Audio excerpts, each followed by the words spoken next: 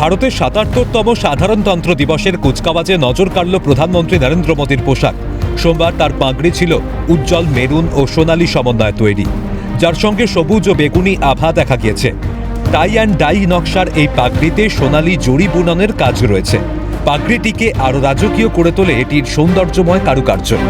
প্রতি বছরই প্রধানমন্ত্রীর পাগড়ি আলোচনার বিষয় হয়ে ওঠে।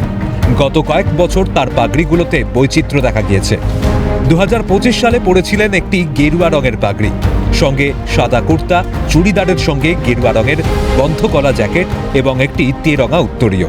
2024 সালে রাজস্থানী লেহেরিয়া প্রিন্টের পাগড়ি পরেছিলেন, সঙ্গে ছিল হালকা নীল রঙের বন্ধ গলা জ্যাকেট। 2023 সালে স্বাধীনতা দিবসের ভাষণে তিনি রাজস্থানী পাগড়ি পরেছিলেন। এই পাগড়ি কেবল একটি পোশাক নয়, বরং ভারতের সাংস্কৃতিক বৈচিত্র্যের এক দৃশ্যমান প্রতীক। উত্তর থেকে দক্ষিণ, পূর্ব থেকে পশ্চিম, দেশের বিভিন্ন অঞ্চলে পাগড়ির রং, বাঁধার ধরন এবং নকশায় রয়েছে আলাদা আলাদা ঐতিহ্য। মোদির পাগড়ি সেই বহুত্বের মধ্যেই এক জাতীয় ঐক্যের ভাষা তৈরি করেছে, যা সাধারণতন্ত্র দিবসের রাষ্ট্রীয় আনুষ্ঠানিকতার সঙ্গে এক সাংস্কৃতিক পরিমণ্ডল তৈরি করে।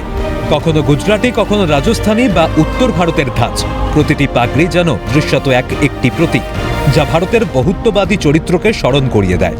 প্রসঙ্গত 2014 স্বাধীনতা দিবসে মোদিকে লালকেল্লায় দেখা গিয়েছিল লাল পাগড়ি মাথায়। উজ্জ্বল লালের উপর ছিল সোনালী রঙের বিন্দু বিন্দু ডিজাইন।